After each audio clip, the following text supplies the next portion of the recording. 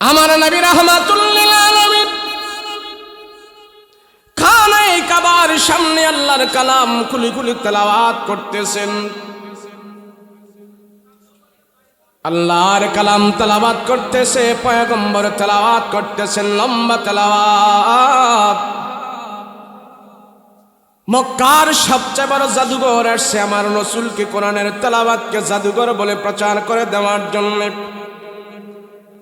জাদুঘর দাঁড়িয়ে দাঁড়িয়ে আমার পয়গম্বরের কালামের তেলাওয়াতগুলো শুনতেছেন। দীর্ঘক্ষণ পর্যন্ত জাদুঘর নবীজির তেলাওয়াতগুলো শুনল।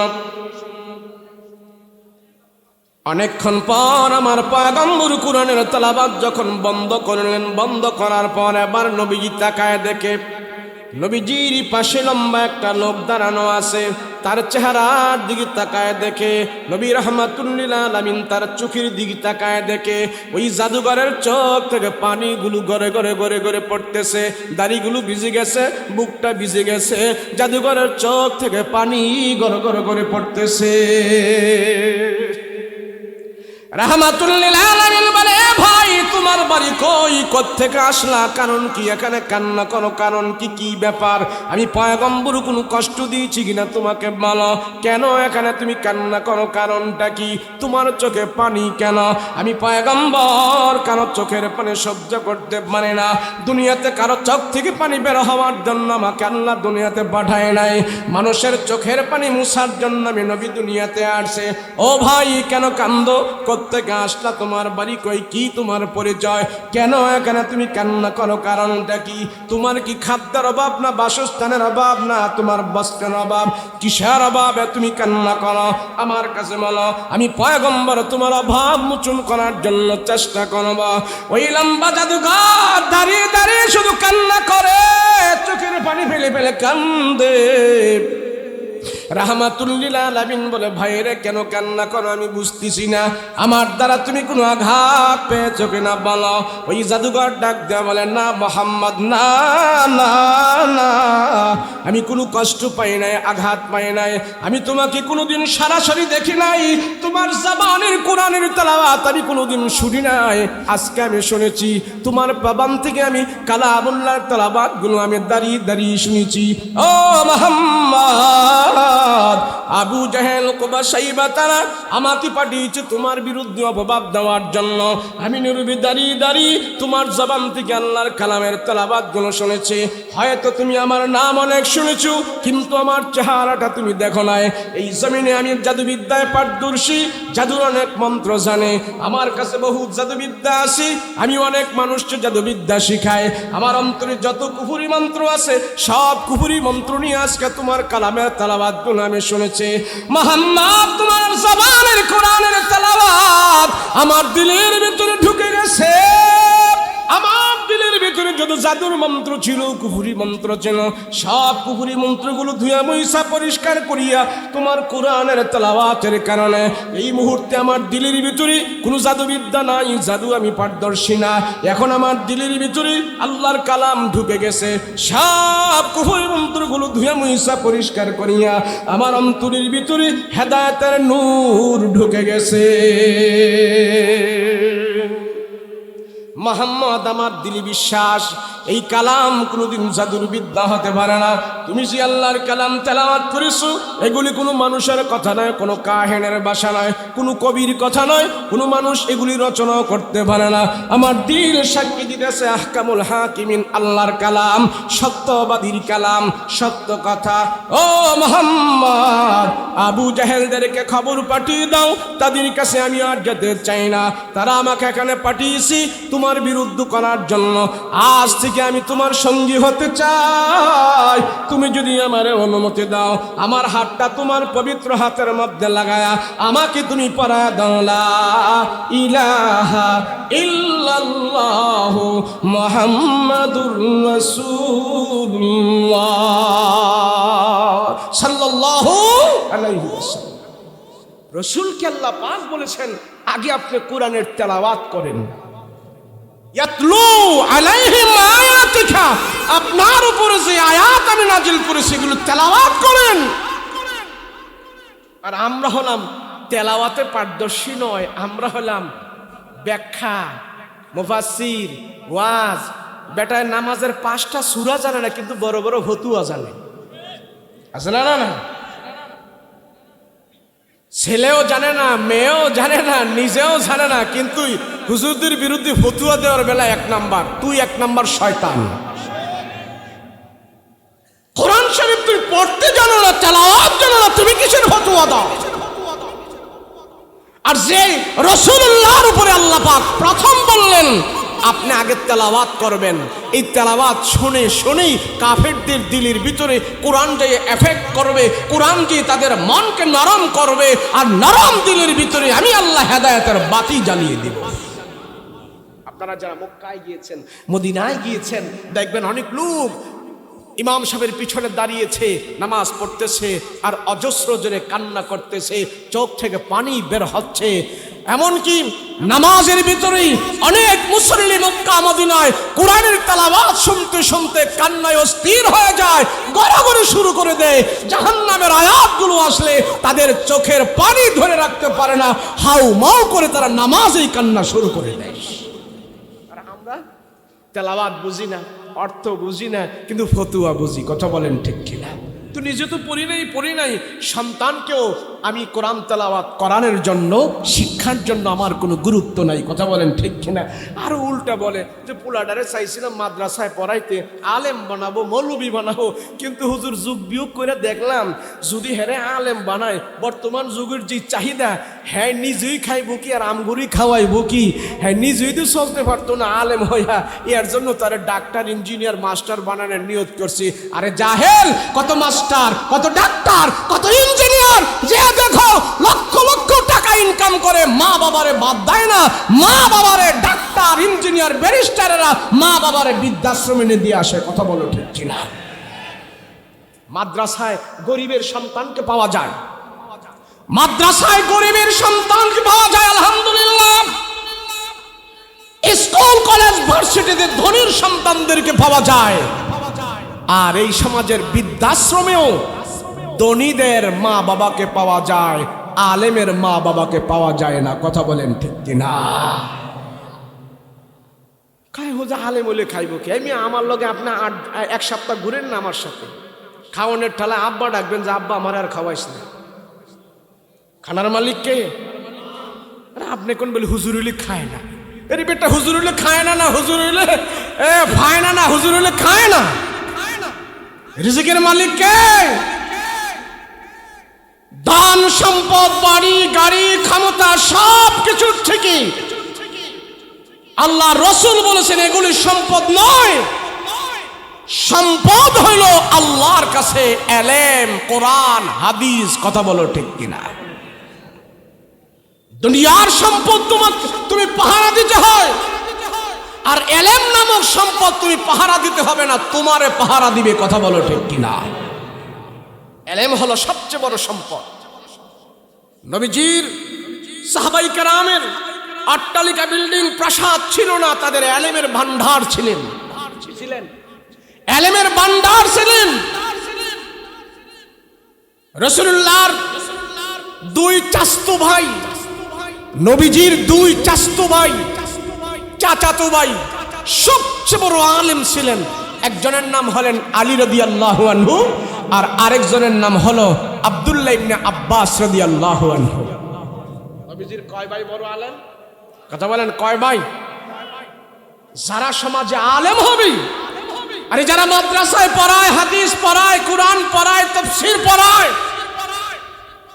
ওই হাদিসের ক্লাস, ওই হাদিস যেই ব্যক্তিটা পড়ায়, ওই হাদিসের ক্লাসের ভিতরে হাদিস পড়ায়া, রাসূলুল্লাহর হাদিস পড়ায়া যে মজা পায়, তোমার রাজার সিংহাসনে সেই মজা নাই। রাসূলুল্লাহর হাদিসের ক্লাসে আল্লাহ যেই মজা ঢুকাইয়া রাখছে।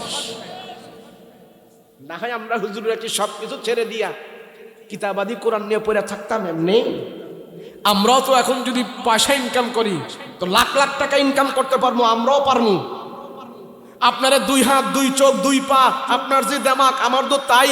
আপনি যদি সিটারি বাটপারি করে পয়সা কামাইতে পারেন, আমি হুজুরি কি পারবো না? কিন্তু আমার ওগুলো দরকার নাই। আমি আছি কোরআন নিয়ে, আমি আছি হাদিস নিয়ে, আমি আছি আমার রাসূলুল্লাহকে নিয়ে। তোমাদের মতন 2 নম্বর 1 নম্বর এই সম্পদের দরকার নাই, আমাদের কলিজায় সবচেয়ে বড় সম্পদ সেটা হলো কোরআন। কথা বলেন ঠিক কিনা? এজন্য তো উলামায়ে কেরাম যুগের পর যুগ তার নিজের 50, 60, 70টি বছর বিসর্জন দিয়ে দিল কোরআনের পিছনে, হাদিসের পিছনে।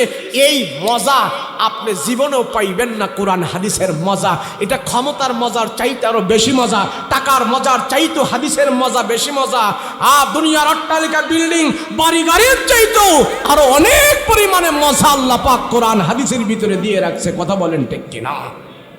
নবীজির চাচাতো ভাই দুইজন সবচেয়ে বড় আলেম, ঘরবাড়ি ছিল না, সম্পদ ছিল না, কিন্তু রসুল বলেছেন এরা হইল এলেমের জাহাজ। এক ভাইকে বলেছেন যে আমারে আল্লাহ এলেমের শহর বানাইছে, আর সেই শহরের দরজা আমার এক ভাইকে বানাইছে, তার নাম হলেন আলী রাদিয়াল্লাহু আনহু। নবীজির আরেক ভাই ছিলেন আব্দুল্লাহ ইবনে আব্বাস। নবীর চাচা আব্বাস রাদিয়াল্লাহু আনহুর ঘরে জন্মগ্রহণ করেছেন। তার ওই ভাইয়ের নাম হলো আব্দুল্লাহ, নবীজির চাচতো ভাই। এই আব্দুল্লাহকে আল্লাহ পাক কোরআনের জন্য অক্ষ করেছেন, কোরআনের জন্য তাকে আল্লাহ নিযুক্ত করেছেন। সারা দুনিয়ার মানুষ যত তাফসীর করবে, তাফসীরি ইলম যা কিছু নেবে, সব কিছু ইলম আব্দুল্লাহ ইবনে আব্বাস থেকে নিতে হয়, তার শরণাপন্ন হতে হয়। আব্দুল্লাহ ইবনে আব্বাস, তাফসীরি ইবনে আব্বাস দেখা ছাড়া কোন লোক তাফসীর লিখতেও পারে না, পড়তেও পারে না, করতেও পারে না। আল্লাহ নবীজির চাচাতো ভাইকে বিশাল ইলম দান করেছিলেন, বিশাল বড় ধন ভান্ডার দিয়েছিলেন, তাকেও আল্লাহ বড় আলেম বানিয়েছিলেন। তার জীবনে যদি আপনারা পড়েন তো দেখতে পারবেন কোন সমস্ত লোকগুলোকে আল্লাহ ইলমের জন্য কবুল করে, কোন সমস্ত লোকগুলোকে আল্লাহ নবীর ওয়ারিস হিসাবে কবুল করে। ছোট কাল থেকেই তাদের পরিচয় পাওয়া যায়। যারা মায়ের নম্র ভদ্র সন্তান, যাদের মা বাবা ভালো, যাদের বাবা ভালো, যাদের মা ভালো, যাদের মা বাবা আল্লাহকে ভয় করে চলে, হারাম সুর থেকে বেঁচে থাকে, ছেলেটা নম্র ভদ্র করে তুলেছে, ওই সমস্ত সন্তানদেরকে আল্লাহ কোরআনের ইলমের জন্য নিযুক্ত করে দেয়। নবীজির চাচতো ভাই আব্দুল্লাহ ইবনে আব্বাস ছোট মানুষ, যখন জন্মগ্রহণ করলো তার চাচা আব্দুল্লাহ ইবনে আব্বাস রাদিয়াল্লাহু আনহু, আব্বাস রাদিয়াল্লাহু আনহু রাসূলের কাছে এনে তারে হেঁটে হেঁটে আঙ্গুলি ধরে ধরে নিয়ে আসলেন। মুহাম্মদ, নাও তোমার ভাইকে তোমার সাথে রাখবা, তাকে তুমি এখানে রাখবা, তোমার সাথে সাথে সে থাকবে। তো যখনই চাচা কাছে আসতো তখনই তার ছেলেটাকে নবীজির কাছে নিয়ে আসতো। বয়স 7, 8, 9 বছর থেকেই আমার রাসূলের সাথে ছেলেটা চলাফেরা করত। রাসূল খুব দেখলো যে আমার চাচাতো ভাই এত নম্র, এত ভদ্র, নবীজির পাশে থাকে, অজুর পানি আগায় দেয়, মেসুক আগায় দেয়, জানামাজ বিছায় দেয়, নামাজের কাপড় বিছিয়ে দেয়, নবীজির পাগড়িটা ঠিক করে দেয়। তো নবীজি দেখলো যে খুব আচার ব্যবহার খুব সুন্দর। তো তার বাবা যখন তার নিতে আসে, ছোটকাল থেকেই নবীজির কাছ থেকে সে বাড়িতে যায় না, তার সাথেই থাকে, রাসূলের সাথেই থাকে। তো রাসূলও দেখলেন যে আমার ছোট ভাই আমার সাথে থাকতে চায়, তো নবীজিও তারে আরো আদর যত্ন করে রাখে। অনেক সময় খেজুর খাওয়ায়, গাওয়া খাওয়ায়, অনেক কিছু দেয়, তো সেও সুন্দর করে খায়।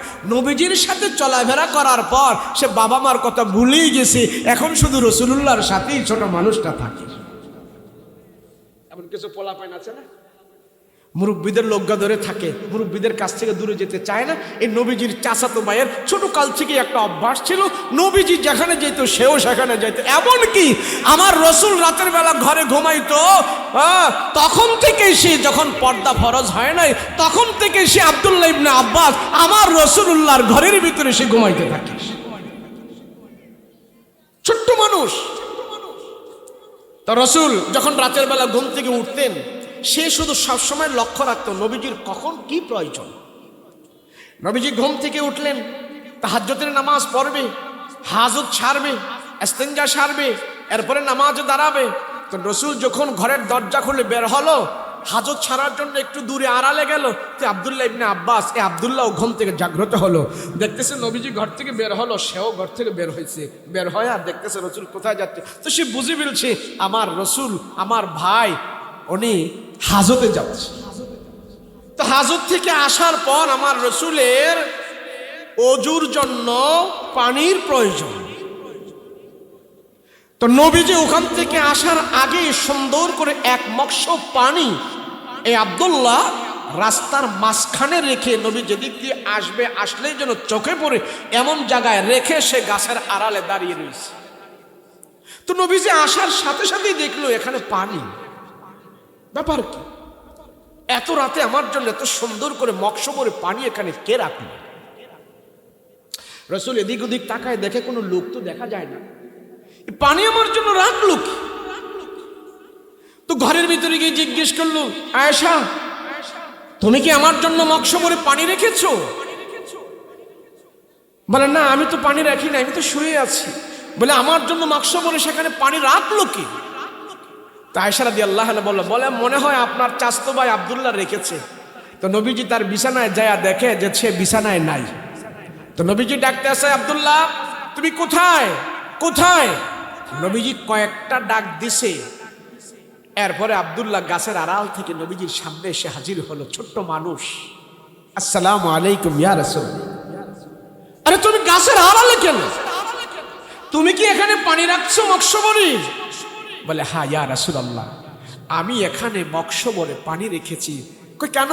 মানে আমি জানি এক্ষুনি তো আপনি হাজত থেকে আসার পর আপনার পানির প্রয়োজন, সেজন্য আপনার জন্য আমি পানি রেখে দিয়েছি। নবীজি এই খেদমতটা দেখে এত খুশি হয়েছে, আল্লাহ এত গভীর রজনীতে এই বাচ্চা গমে থাকার কথা, আর সেই বাচ্চা আমার প্রপরে পানি রেখে দিয়েছে। আল্লাহ তারে আমি দুনিয়াতে কি দিব? আল্লাহ তারে তুমি এলেমের জন্য কবুল করে নাও। নবীজি বুকের সাথে জড়ায়া তার জন্য দোয়া করেছে। আল্লাহ সারা দুনিয়ার মানুষের কাছে আলেম হিসেবে নবীজির ভাইকে পরিচয় করিয়ে দিয়েছে। আপনি মনে করেন না যারা আলেম হয় এরা দোয়া ছাড়া হয়, এরা শয়তান ইতর বান্দামি করে বাটপারি সিটারি করে আলেম হওয়া যায় না।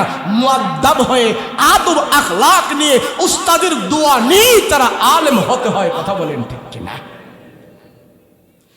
আল্লাহর রাসূল বুকের সাথে যারা বলে, আল্লাহ আমার ভাই আব্দুল্লাহ ছোট মানুষ, খেলাধুলায় যায় না, ঘুমে বিবিউর হয়ে থাকার কথা। আল্লাহ সে ঘুমায় না, আমার প্রয়োজন কি, আমার হাজত কি, তা দেখার জন্য সে আমার খেদমতের জন্য পাগল হয়ে যায়। আয় আল্লাহ আমি দুনিয়াতে তারে কিছুই দিতে পারবো না, তুমি তারে এলেম দিয়া দিও, এলেম দিয়া দিও। আল্লাহ এলেমের জন্য তারে তুমি কবুল করো। নবীজির সাহাবীদের ভিতর থেকে যারা বড় বড় আলেম ছিলেন, কাতেবে ওহী ছিলেন, তাদের ভিতর থেকে আল্লাহ পাক আব্দুল্লাহকে একজন বড় আলেম এবং বড় একজন আল্লাহর পছন্দের মানুষ হিসাবে আল্লাহ কবুল করেছেন। এলেমের জন্য দুনিয়ার জীবন বিসর্জন করে দিয়েছে। নবীর চাচাতো ভাই হওয়ার পর দুনিয়া ইনকাম করতে পারে না, দুনিয়ার মজা হাসিল করতে পারে না, জাকজমক করতে পারে নাই। নবীর চাচাতো ভাই কি না করতে পারত? দুনিয়ার অনেক সম্পদ তারা হাসিল করতে পারত, অনেক কিছু করতে পারত। এমপি মন্ত্রীর ভাই হলে অনেক কিছু করতে পারে। আমার দুলাভাই এমপি, দুলাভাই মন্ত্রী, আমি কি না করতে পারবো? কিন্তু নবীর চাচাতো ভাই দুনিয়ার সম্পদ যোগায় নাই, এলেম জুগিয়েছে, এলেম নিয়েছে। সারা দিন রাত 24 ঘন্টা এলেমের পিছনে পড়ে আছে। কোরআন তেলাওয়াত, কোরআনের রিচার্জ, হাদিসের তেলাওয়াত, হাদিসের রিচার্জ, সবগুলো নিয়ে যখন নাকি নবীর চাচাতো ভাই পড়ে আছে। অনেক জ্ঞান আল্লাহ পাক তার দান করে দিয়েছে। কোরআনের জ্ঞান নেওয়ার কারণে, হাদিসের জ্ঞান নেওয়ার কারণে, 24 ঘন্টা এলেমের পিছনে মেহনত করার কারণে দুনিয়াদারি একটা কম ছিল, সংসারে একটু অভাব ছিল।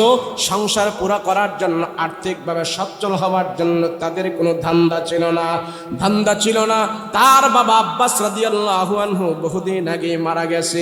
এখন সে বড় একজন আলেম, ঘরের ভিতরে অভাব, সংসারের ভিতরে অভাব, কিন্তু অভাব সে কোনো মনে করে না।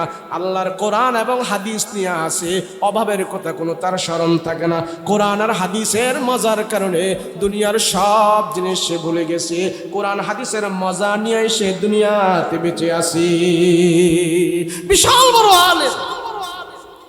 এইভাবে চলতেছে, সংসার চলতেছে। হক্কানি আলেম, বুজুর্গ আলেম, দরবারি আলেম না, সরকারি আলেম না, দালাল আলেম না, বড় আলেম হক্কানি আলেম আব্দুল্লাহ ইবনে আব্বাস রাদিয়াল্লাহু আনহু পর্যাপ্ত পরিমাণ এলেম আল্লাহ পাক দিয়েছে। এলেম দিয়ে আল্লাহর ভয় করে করে চলে, এইভাবে চলতেছে চলতেছে, হাদিসের খেদমত করতেছে, কোরআনের খেদমত করতেছে করতেছে করতেছে। একদিন তার বাবা কবর থেকে স্বপ্নে যোগে দেখাইতেছে, রে আব্দুল্লাহ, আমি বাবা কবরের ভিতরে আছে, দুনিয়ার জগৎ ছেড়ে কবরে চলে আসে। নবীর চাচা তার স্বপ্নে দেখাইতেছে তার সন্তানকে, এ আব্দুল্লাহ, তুমি আর দুনিয়াতে থাইকো না, দুনিয়াতে থাকার দরকার নাই, তুমি আমার কাছে চলে আসো, কবরের মধ্যে চলে আসো।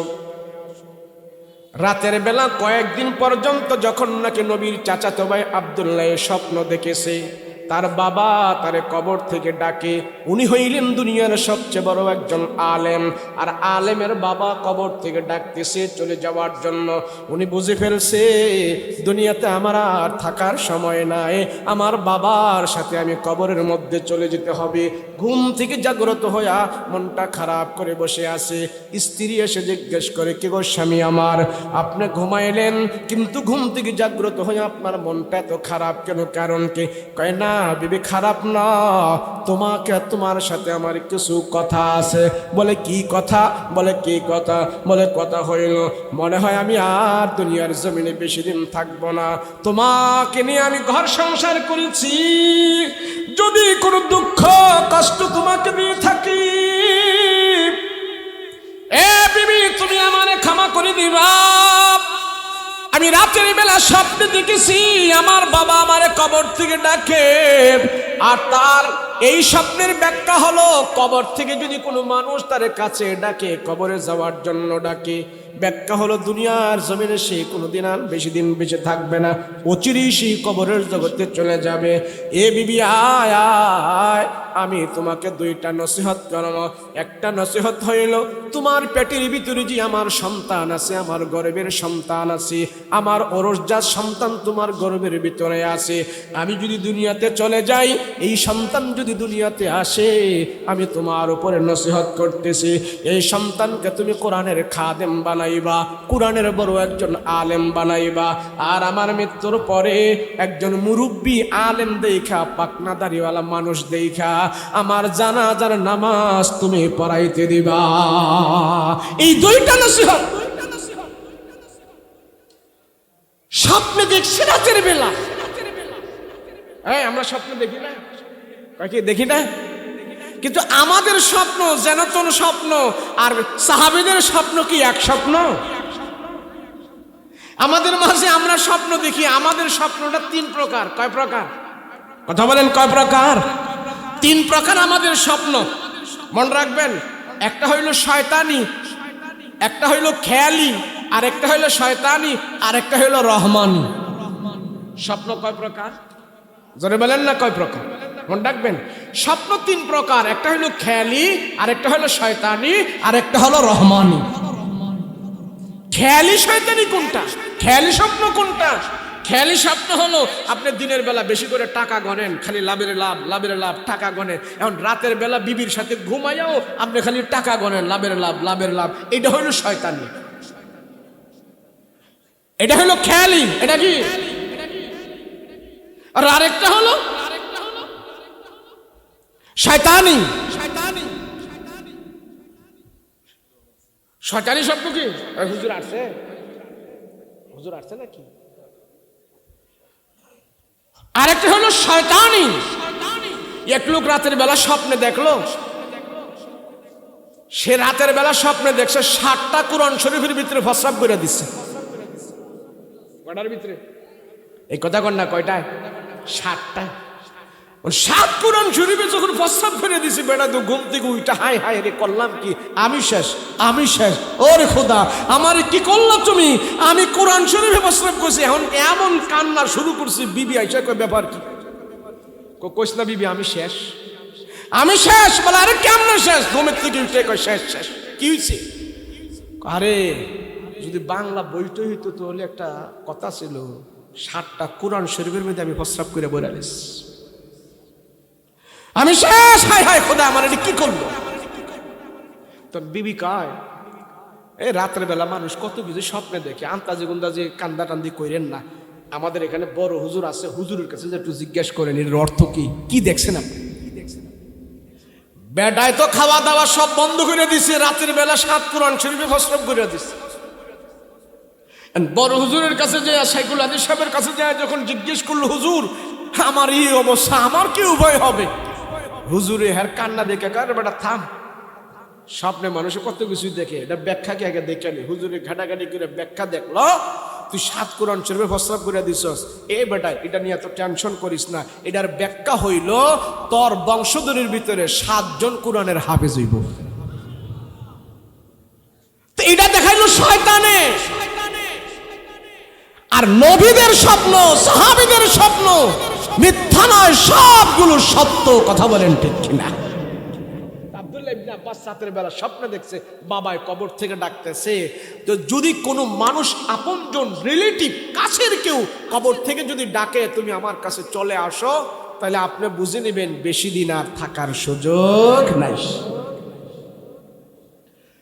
আব্দুল্লাহ ইবনে আব্বাস রাদিয়াল্লাহু আনহু স্বপ্ন দেখার পর ঘর থেকে বের হলেন ফজরের নামাজ পড়ার জন্য। ফজরের নামাজ পড়ার জন্য ঘর থেকে বের হওয়ার পর দরজার সামনে দেখতেছেন গাছের উপরে একটা সবুজ রঙের পাখি ডাকাডাকি করতেছে। সাদা ধবধবে পাখি ডাকতেছে, আসসালামু আলাইকুম ইয়া আব্দুল্লাহ, তুমি একটু দাঁড়ান, আপনার সাথে কথা আছে, একটু দাঁড়ান। বলে কি কথা? আব্দুল্লাহ ইবনে আব্বাস আশ্চর্য হয়ে গেছে। আরে পাখি কথা বলে, এটা আশ্চর্য, পাখি কথা বলতেছে, এটা আশ্চর্য হয়ে গেছে। উনি বুঝে ফেলেছে এটা পাখি নয়, এটা পাখি নয়, পাখির রূপ ধরিয়া আল্লাহর ফেরেশতা চলে আসছি। ওই পাখির জবান থেকে আওয়াজ বের হয়ে গেল, এ আব্দুল্লাহ, তোমাকে একটা মেসেজ দেওয়ার জন্য আসছি। বলে কি মেসেজ? বলো। দুনিয়ার জমিনে তুমি বেশি দিন আর থাকবে না, দুনিয়ার জমিন থেকে তুমি চলে যেতে হবে, সময় তোমার আর বেশি নাই। এই কথাটা বলার জন্য আমি আসছি। নবীর চাচাতো ভাই আব্দুল্লাহ বলে, তোমার বলা লাগবে না, এই খবর আমি রাতের বেলায় পেয়ে গেছি। হক্কানি আলেম যারা হয়, হক্কানি বুজুর্গ যারা হয়, দুনিয়াতে যাবার আগে তারা মেসেজ পায়।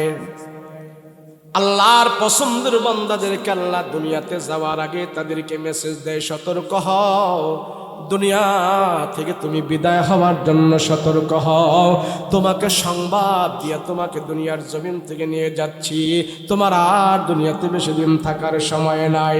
এই কথাটা বলে আব্দুল্লাহ ইবনে আব্বাস কে বলে, পাখিটা জিকির করতে করতে চলে যাইতেছে, লা ইলাহা ইল্লাল্লাহ, লা ইলাহা ইল্লাল্লাহ, লা ইলাহা ইল্লাল্লাহু মুহাম্মাদুর রাসূলুল্লাহ সাল্লাল্লাহু আলাইহি ওয়াসাল্লাম। আব্দুল্লাহ ইবনে আব্বাস থেকে পাখিটা বিদায় হয়ে যায়, জিকির করতে করতে বিদায় হয়ে যায়, আর বলে যায়, ও আব্বাসের সন্তান, আমি এখন চলে যাচ্ছি, আমি আবার তোমার কাছে আসব, তবে এখন নয়, মৃত্যুর পরে। এই জগৎবাসীকে তোমার পরিচয় ধরে তোলার জন্য আমি তোমার কাছে আবার আসব, তবে তুমি জীবিত থাকতে নয়, তোমার মৃত্যুর পরে আমি আবার তোমার কাছে আসব, তোমার ইন্তেকালের পরে আমি পাখি আবার আসব। কিছুদিন পরই আব্দুল্লাহ ইবনে আব্বাস মৃত্যুর কোলে ঢলে পড়ে যায়। বিবিকে নসিহত করে গেল পেটের সন্তানকে কোরআনের খাদেম বানানোর জন্য, আর মৃত্যুর পরে বৃদ্ধ একজন মানুষ দেয়া জানাজার নামাজ পড়ানোর জন্য। বিবি মৃত্যুর পরে রাস্তায় বের হয়ে গেছে, পাকনা দাড়িওয়ালা পাকনা চুলওয়ালা মুরব্বী হুজুর খোঁজার জন্যে খুঁজতে খুঁজতে যা বিবি একজনকে পাইলেন। পাওয়ার পর গোসল দিয়া জানাজার নামাজ পড়ানোর জন্য সব মানুষেরা যখন নাকি খাটিয়ার সামনে দাঁড়াইল, নবীর চাচাতো ভাইয়ের লাশ খাটিয়ার উপরে, আর মানুষেরা সবাই জানাজার নামাজ পড়ার জন্য দাঁড়িয়েছে। যখন জানাজা শুরু করবি তার আগ মুহূর্তে একটা পাখি আসলো। পাখি আইসা আব্দুল্লাহ ইবনে আব্বাসের কাপড়ের কাপড়গুলো ঠোকরায় ঠোকরায় মাথার কাছ দিয়ে খুলতে আরম্ভ করলো। কাপড়টা খুইলা পাখিটা হঠাৎ করে কাপড়ের ভিতরে ঢুকে গেছি। জানা মানুষগুলো অবাক হয়ে তাকিয়ে আছে। হাইরে এই জামানার বড় আলেম দুনিয়া থেকে বিদায় হয়েছে,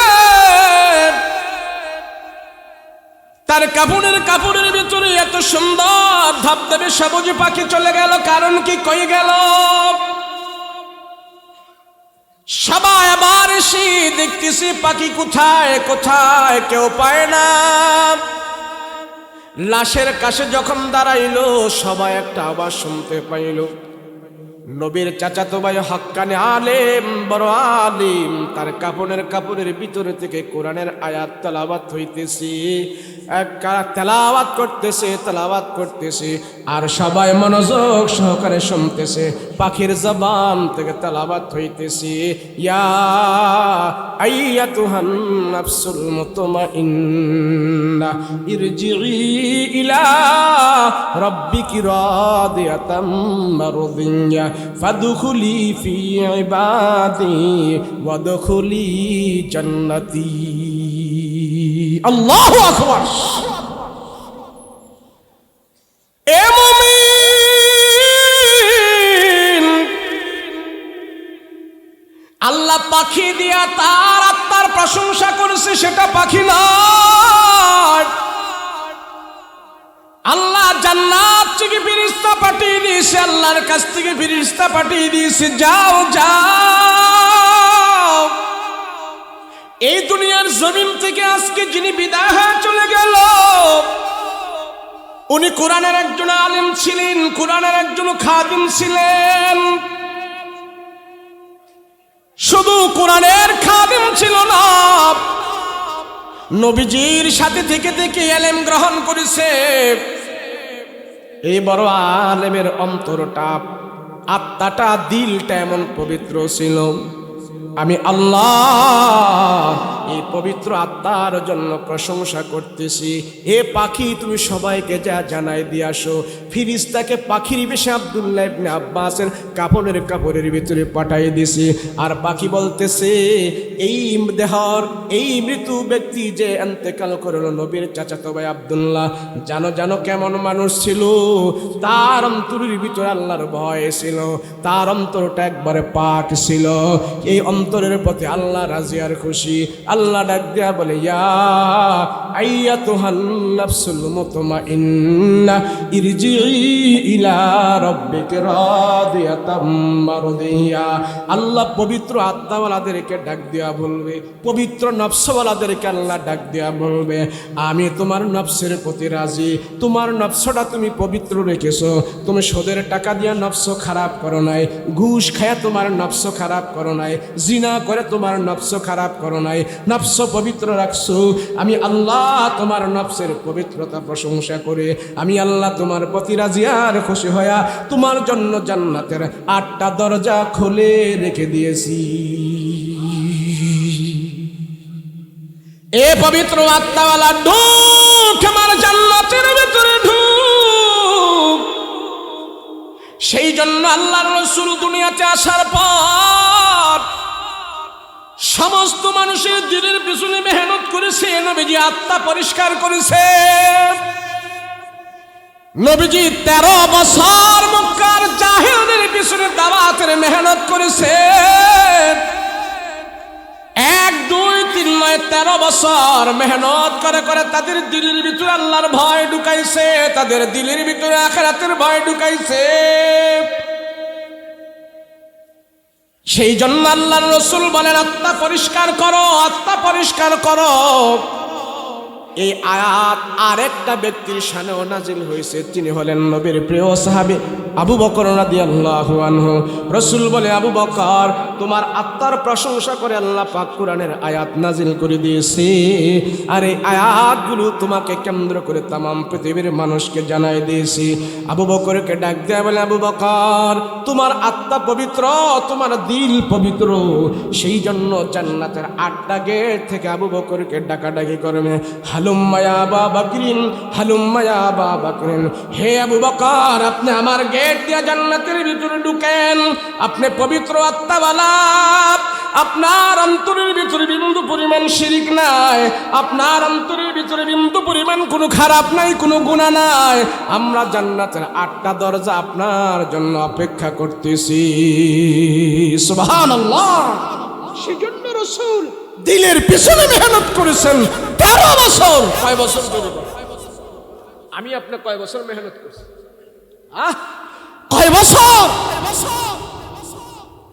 আমার দিল ভালো না, বাবার দিল ভালো না, মার দিল ভালো না, সন্তানের দিল ভালো না, দিলের ভিতরে হারাম, দিলের ভিতরে শিরিক, দিলের ভিতরে গুনাহ।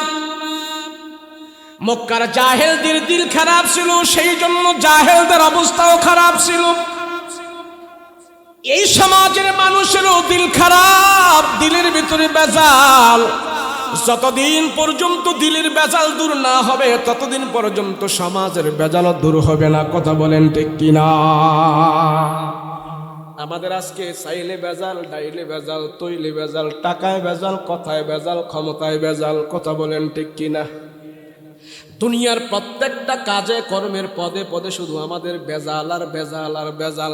আল্লাহ ডাক দেয়া কয়, মানুষ, তোমাদের দিলের বেজাল যতক্ষণ পর্যন্ত তোমরা দূর না করবা, দুনিয়ার কোনো কাজের মধ্যে আমি আল্লাহ বেজাল মুক্ত করব না।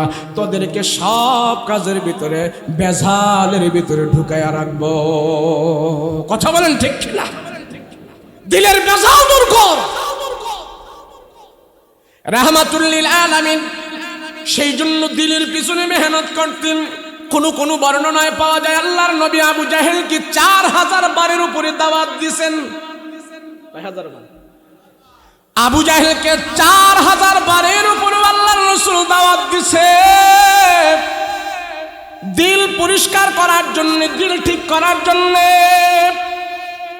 কিন্তু না, কাজ হয় নাই, দিল তার ঠিক হয় নাই। সেই জন্য আল্লাহ তার ঈমানের উপরে আনে নাই। এই সমাজের ভিতরেও যাদের দিল ভালো হবে না, কোনো কাজের ভিতরে শান্তি পাবে না। দিলের অনেক দাম। তামাম পৃথিবীর দিল আছে, প্রত্যেকটা মানুষের অন্তর হলো তামাম পৃথিবীর দিল। দিল আল্লাহর কাছে বহুত দাম। হাসরের ময়দানে আল্লাহ তাআলা ডাক দিয়া বলবে, তোমার হাত কথা বন্ধ রাখবি, তোমার জবান কথা বন্ধ রাখবি। আল্লাহ বলবেন, ওহসিলা মা ফিস সুদূর, তোমার দিলটাকে হাসরের ময়দানে টুকরা টুকরা করে ভেঙে ফেলা হবে। ওই দিলের ভিতরে থেকে আওয়াজ বের হবে, আল্লাহ, এ কাফের ছিল, ও জাহিল ছিল, ইসলামের দুশমন ছিল, মুনাফিক ছিল, নামাজ পড়ে নাই, রোজা করে নাই, আমার দিল, আমি হইলাম তার দিল, আমি তার ব্যাপারে সাক্ষী দিতেছি। দিল ঠিক করো। দিলের অনেক দাম, দিলের অনেক দাম। কোরআনে কারীমের দিল আছে। কোরআনে কারীমের দিল হলো সূরা ইয়াসিন। যে একবার তেলাওয়াত করবি, আল্লাহ তারে 10 খতমের কোরআনের সওয়াব দান করবে। কেননা সেই কোরআনের দিল তেলাওয়াত করে ফেললো। মানুষের যেমন দিল বড় দামি, কোরআনের দিলও সবচেয়ে বেশি দামি। কোরআনের দিল হলো সূরা ইয়াসিন। সেই জন্য আল্লাহ ডাক দিয়া কয়, আল্লাহ পাক 9 থেকে 8টা কসম করে কয়, আল্লাহ ডাক দিয়া কয়, ওয়াশ-শামসি ওয়া-দুহাহা ওয়াল-কমারি ইযা তালাহা ওয়ান-নাহারি ইযা জাল্লাহা ওয়াল-লাইলি ইযা ইয়াগশাহা। এইভাবে আল্লাহ কসম করতে করতে যায় বলে, ও বান্দা, তোমার দিলের ব্যাপারে আমি আল্লাহ কসম খায়া বলি, তোমার দিলটা যখন তুমি পবিত্র রাখবে, তোমার আত্মা যখন তুমি পবিত্র রাখবে, তুমি হত দরিদ্র হতে পারো, তুমি হত গরিব হতে পারো, তোমার দিল পরিষ্কার করার কারণে আমি আল্লাহ তোমার জন্য জান্নাতের দরজা খুলে রাখবো। জান্নাতের দরজা খুলে রাখবো।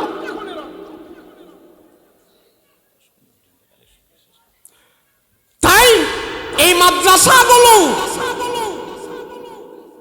এই মাদ্রাসাগুলো ছেলে মাদ্রাসা, পুরুষ মাদ্রাসা, মহিলা মাদ্রাসা, আমি মনে করি এই বাংলাদেশের ভিতরে কৃষি মন্ত্রণালয় আছে, ধর্ম মন্ত্রণালয় আছে, বস্ত্র মন্ত্রণালয় আছে, পাট মন্ত্রণালয় আছে, অত শত মন্ত্রণালয় আছে। মন্ত্রণালয় গবেষণা করে ওই জিনিসকে বাংলাদেশের ভিতরে বেগবান করে, কিন্তু মানুষ সংশোধনের কোনো মন্ত্রণালয় নাই বাংলাদেশে। কথা বলেন ঠিক কিনা? আত্মা সংশোধন করার মন্ত্রণালয় বাংলাদেশে নাই। কথা বলেন ঠিক কিনা? প্রত্যেকটা কওমি মাদ্রাসা এই জাতির জন্য হলো আত্মা সংশোধনের মন্ত্রণালয়। কথা বলেন ঠিক কিনা? কেমনে? আমার সন্তানেরা এখানে সূরা ইয়াসিন পড়বে, কোরআন তেলাওয়াত করবে, আমার মেয়েটা এখানে কোরআন তেলাওয়াত করবে। আহারে, এই সমাজ জাহালাতের সমাজের ভিতরে যে ডুবে গেছে, এই সমাজের ভিতরেও জাহালাতের সমাজের খাসিলত পাওয়া যায়। ওই জাহালাতের সমাজে এমন এমন প্রথা ছিল, মেয়ে সন্তান জন্মগ্রহণ করলে বাবার চেহারা কালো হয়ে যেত, বাবার মনটা খারাপ হয়ে যেত। এক দুটা মেয়ে সন্তান জন্মগ্রহণ করলে ওই জাহালাতের যুগে এই মানুষটাকে সমাজ থেকে আলাদা করে ফেলতো, তাকে সবাই বর্ষনা দিত, তোমার রাশি ভালো না, তুমি কুরাইশা, তোমার থেকে বংশ বিস্তার হয় না, তুমি তোমার ঘরে শুধু মেয়ে হয়, মেয়ে হয়। মেয়ে হওয়াটাকে সমাজের ভিতরে এটা ডিসক্রেডিট মনে করতো। ওই জাহালাতের কথা আজকেও এই সমাজে আরম্ভ হয়ে গেছে। কথা বলেন ঠিক কিনা? যেই মেয়ের, যে বিবির ঘরে দুইটা তিনটা চারটা মেয়ে হয়, বাবায় স্বামী সিগন্যাল দিয়ে দেয়, তোমার ঘরে যদি আরেকটা মেয়ে হয় তাহলে তোমাকে রেখে আমি আরেকটা বিয়ে করতে বাধ্য হব, না হয় তোমাকে আমি তালাক দিতে বাধ্য হব। কথা বলেন ঠিক কিনা? এই আছে কিনা? নাই। এই সমাজেও কুলাঙ্গার জাহেলরা মেয়ে হওয়াটাকে তারা অশোভনীয় মনে করতেছে।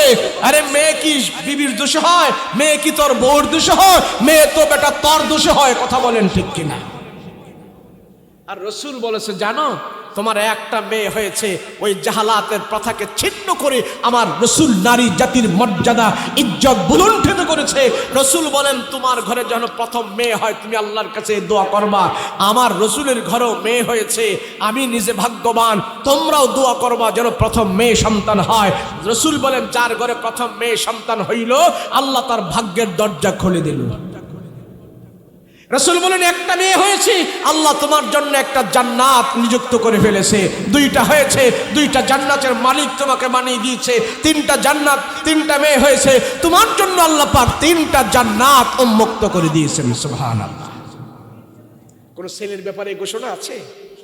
আরে জাহালাতের যুগের মানুষেরা নারী জাতিকে মদের বোতলের মতন পান করা, মদের বোতল পান কইরা, মদ খাইয়া মধুটিরা বোতল আর সাথে রাখেন, এটার ফিক্কাটা ফেলে দেয়। মদখোর যারা আছে, মদ খাওয়ার পর বোতল আর কাছে রাখে না, এটা ফেলে দেয়। ওই জাহালাতের যুগে নারী জাতিদেরকে ভোগ করার পর তাদেরকে আর ঘরে নিত না, তাদের ভরণ পোষণ দিত না, তাদেরকে বাহিরে ফেলে রাখতো, তাদের কোনো খবর নিত না। এই সমাজের ভিতরেও কিছু ইতর আর বান্দর বাটপার সিটার আছে, নারী এবং পুরুষের স্বাধীনতার নামে, নারী এবং পুরুষের সমান অধিকার নামে নারীদেরকে ভোগ করতে চায়। কথা বলেন ঠিক কিনা? আর ইসলাম নারীকে স্বাধীনতা দিয়েছে। শিক্ষা, নারী জাতি তুমি যত বড় শিক্ষা অর্জন করো, তুমি শিক্ষা অর্জন করো। পুরুষ MA পাস, BA পাস করতে পারে, পুরুষ দাওরা পাস করতে পারে, পুরুষ মুফতি হতে পারে, নারীও মুফতি হতে পারবে, দাওরা পাস করতে পারবে। এলেমের বেলায়, আমলের বেলায়, যোগ্যতার বেলায় নারীও জ্ঞানের উচ্চ শিখরে পৌঁছতে পারবে। কথা বলেন ঠিক কিনা? তাহলে এই অধিকার কে দিল? ইসলাম দিয়েছে। কে দিয়েছে বলেন? ইসলাম দিয়েছে। আমাদের নারী জাতিদেরকে, আমার মেয়ের জাতিদেরকে, আমার মেয়েকে আমি যদি আমার নিজের জিম্মায় আমি যদি তারে ধর্ম না শিখাই, আমি যদি তারে দিন না শিখাই, এই মেয়েটা যদি আমার অবহেলার কারণে এই মেয়েটা যদি জাহান্নামে যায়, আমার বাবার ঘাড়ে পাড়া দিয়ে জাহান্নামে যাবে, আমার বাবাকেও ছাড়বে না। আল্লাহ পাক এই মেয়ের সাথে আমার বাবাকেও জাহান্নামে নিবে। কথা বলেন ঠিক কিনা?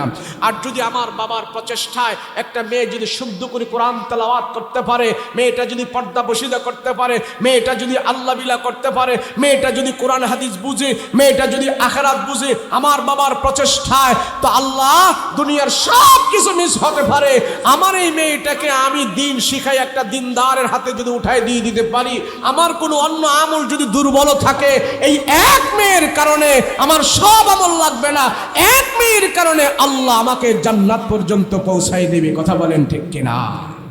তাহলে আমরা চাই কিনা? জোরে বলেন চাই কিনা? এখানে গ্রামের ভিতরে এত সুন্দর মাদ্রাসা, আলহামদুলিল্লাহ অনেক গ্রামের ভিতরে এত সুন্দর মাদ্রাসা হবে, এটা যে গ্রাম আমার মনেই হয় না। এত বড় মাদ্রাসা বিল্ডিং হয়েছে, এখানে আপনাদের মেয়েরা পড়াশোনা করবে।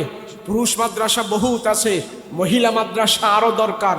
মহিলা মাদ্রাসা সুন্দর পরিপাটি পর্দার সহিত যত বেশি হবে ততই আমাদের ভালো হবে। আমাদের সন্তানদেরকে আমরা এই মাদ্রাসায় পড়াবো। এই মাদ্রাসাটা এমন নয়, আরো যেন সুন্দর হয়, আরো যেন বড় হয়, দূর দূরান্ত থেকে যেন মেয়েরা সেখানে ফ্রি খেয়ে ফ্রি থেকে এখানে যেন পড়াশোনা করতে পারে। আপনারা চান কি চান না? এই বলেন চান কি চান না? তাহলে আমার অর্থায়নে যদি একটা গরিবের মেয়ে এখানে এসে যদি পড়াশোনা করে আল্লাহর দ্বীন শিখতে পারে, আমি কবরে থেকেও সে যত আমল করবে সেই সওয়াব আল্লাহ আমাকে দান করবে। কথা বলেন ঠিক কিনা? তাহলে আমার দায়িত্ব হলো এই মাদ্রাসাকে দেখাশোনা করা। কি করা? তাহলে আমি যদি দেখাশোনা করি তাহলে চোখ দিয়ে দেখলে হবে না, আমার জান মাল এই মাদ্রাসার জন্য ব্যয় করব। রাজি আছেন ইনশাআল্লাহ? বলেন রাজি আছেন ইনশাআল্লাহ? তাহলে এই মাদ্রাসার অনেক কিছু দরকার, এই মাহফিল হয়েছে, আয়োজন হয়েছে, অনেক কিছুর দরকার। তাহলে আপনারা আপনাদের জান মাল স্বতঃস্ফূর্তভাবে এখানে দিই আপনারা সবাই সংযুক্ত থাকবেন, অংশগ্রহণ করবেন। আল্লাহর দ্বীনের জন্য এমন কোন বান্দা আছে যে আমি দিতে চাই 5,000 টাকা মাদ্রাসায় দিতে চাই, 2,000 টাকা আমি মাদ্রাসায় দিতে চাই, এমন কে আছে বলেন? বিল্ডিং এর কাজ ধরছে, কত সুন্দর বিল্ডিং হয়ে যাচ্ছে, আবার ওদিক দিয়ে হবে, এদিক দিয়ে হবে, একটা সুন্দর বাউন্ডারি হবে, এখানে মাদ্রাসা, এখানে গুরুস্থান, সুন্দর একটি পরিবেশ, এখানে কোরআনের তেলাওয়াত হবে, আর এই তেলাওয়াতের আওয়াজ আল্লাহ কবরে পৌঁছাই দিবে। আছে না নাই? বলেন আপনাদের সন্তানেরা তো এখানে পড়বে। আলহাজ মোশাররফ হোসেন সাহেব 10,000 টাকা। নারায়ে তাকবীর। বলেন 10,000 টাকা তো উনি অন্য কোথাও দিলেও পারত, কিন্তু কোরআনের ঘরে দিয়েছে, আল্লাহর ঘরে দিয়েছে, আল্লাহর ঘরের জন্য দিয়েছে। এখানে মেয়েরা পড়াশোনা করবে, তারা দিন শিখবে, সেই জন্য আমার ভাই মোশাররফ সাহেব 10,000 টাকা করেছে দান। আল্লাহ তার দান তুমি কবুল মঞ্জুর করো, আব্বা আম্মার গুনাহ খাতা মাফ করো, আল্লাহ ইমান ও আমলে বরকত দান করো। বংশবর্জন থেকে যারা অন্ধকার কবরে চলে গেছে প্রত্যেকের কবরের ভিতরে আল্লাহ এই দানের হাদিয়া তুমি পৌঁছায় দাও। সকলে বলুন আল্লাহুম্মা আমিন। বলো আমি মুসাফির মানুষ, আমি যদি দোয়া করি দোয়া কবুল হবে। হুজুররা এখানে আছে, জিজ্ঞেস করেন। রাসূল বলেছেন মুসাফিরের দোয়া আল্লাহ কবুল করে। কখন কবুল করবে, কখনই ফলাফল দিবে আল্লাহ, সেটা আল্লাহ ভালো জানে, কিন্তু মুসাফিরের দোয়া কি কবুল হবে।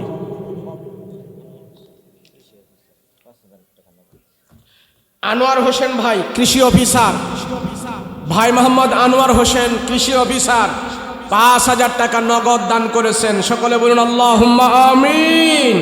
আল্লাহ আনোয়ার ভাইয়ের জানে মালে বরকত দাও, আব্বা আম্মার গুনাহ খাতা মাফ করে দাও, সমস্ত বালা মুসিবত থেকে হেফাজত করে দাও, দুশমনের দুশমনি থেকে হেফাজত করে দাও, জালেমের জুলুম থেকে হেফাজত করে দাও। বংশবর্জন থেকে যারা অন্ধকার কবরে চলে গেছে প্রত্যেকের কবরের ভিতরে আল্লাহ তুমি নেক পৌঁছে দাও, তাদের কবরের আযাব বন্ধ করে দাও। সকলে বলুন আল্লাহুম্মা আমিন। আর কে আছে বলেন? রুকাইয়া সিদ্দিকা 10,000 টাকা। নারে তাকবীর। আল্লাহ তোমার এক বান্দি মহিলা মানুষ রুকাইয়া সিদ্দিকা 10,000 টাকা। বলেন আমিন। আল্লাহ তোমার এই বান্দার দান তুমি কবুল মঞ্জুর করো। আল্লাহ মহিলা মানুষ 10,000 টাকা দান করেছেন কোরআনের ঘরে, আল্লাহ তোমার ঘরে কোরআনের জন্য 10,000 টাকা দান করেছে। আল্লাহ তাকে তুমি দুনিয়া আখিরাতে কবুল করে নাও, তার দানের হাদিয়া সোনার মদিনায় পৌঁছিয়ে দাও, আব্বা আম্মার গুনাহ খাতা মাফ করো, সমস্ত বালা মুসিবত থেকে হেফাজত করো। বলেন আল্লাহুম্মা আমিন। আর কি আছে বলেন? বলেন মাস্টার সাহেব 2,000 টাকা নাও। আব্দুল আব্দুল মান্নান মাস্টার সাহেব নগদ 2000 টাকা দান করেছেন। সকলে বলুন আল্লাহুম্মা আমিন। আল্লাহ আপনি দান কবুল করেন। আল্লাহ আপনার দ্বীনের ঘরের জন্য, কোরআনের ঘরের জন্য, মাদ্রাসার জন্যে, যেখানে আপনার কোরআন হাদিস গবেষণা হয় সেই কোরআনের জন্য 2000 টাকা দান করেছেন আব্দুল মান্নান সাহেব। আল্লাহ আপনি কবুল ও মঞ্জুর করেন। সকলে বলুন আমিন। আব্বা আম্মার গুনাহ খাতা মাফ করেন, বলেন আমিন। কে আছে বলেন? 1000, 2000, 3000, 500 অনেক কে আছে? তাড়াতাড়ি করেন। আব্দুল করিম ভাই 1000 টাকা দিয়েছেন। আল্লাহ কবুল ও মঞ্জুর করেন। আল্লাহ সমস্ত বালা মুসিবত থেকে হেফাজত করেন। আব্বা আম্মার গুনাহ খাতা মাফ করেন। সকলে বলুন আল্লাহুম্মা আমিন। আনোয়ার কমিশনার 2000 টাকা। আল্লাহ কবুল ও মঞ্জুর করেন। আল্লাহ সমস্ত বালা মুসিবত থেকে হেফাজত করেন। আল্লাহ জানে মালে বরকত দান করেন। আব্বা আম্মার গুনাহ খাতা মাফ করেন, বলেন আমিন। আর কে আছে? তাড়াতাড়ি করেন, হুজুর এক্ষুনি চলে আসবে। বলুন। আনিসুর রহমান ভাই, ওনার আব্বা আম্মা শাশুড়ির নামে 2000 টাকা। আনিসুর রহমান ভাই আব্বা আম্মা এবং শাশুড়ির নামে 2000 টাকা দান করেছেন। আল্লাহ কবুল ও মঞ্জুর করেন, বলেন আমিন। আল্লাহ সমস্ত বালা মুসিবত থেকে হেফাজত করেন। আব্বা আম্মাকে মাফ করেন, জানে মালে বরকত দেন, দানের হাদিয়া সোনার মদিনায় পৌঁছে দেন। সকলে বলুন আল্লাহুম্মা আমিন।